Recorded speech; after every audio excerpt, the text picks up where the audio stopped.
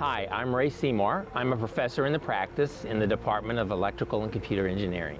We'll be teaching ELEC 220, or as the students call it, just 220.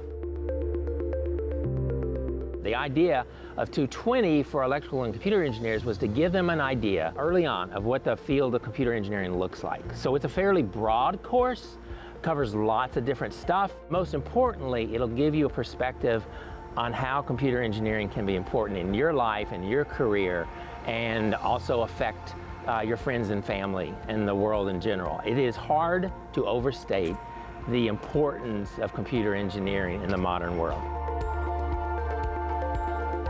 One of the computers we talk about in the class are the little tiny microprocessors that can go into things like continuous glucose monitors. What you can actually do is wear a continuous glucose monitor, go to a meal, and then see what happens to your blood sugar, or see when you go on a long walk what happens to your blood sugar. I've been in contact with the companies that make the little microprocessors that go in those continuous glucose monitors, and we're going to have a little one. The idea is every student is going to be able to use one of those, kind of learn how the computer works, programming them, all that kind of stuff.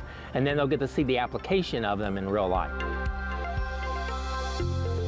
What I'm most excited about are the students and all coming together, and we'll be like in a small space, and we'll be there for like 3 hours at a time. And what's going to be interesting about that, my students will tell you now, is during lectures I have to put timers on so that I get an alarm that tells me, okay, it's time for class to end, because I can just keep going.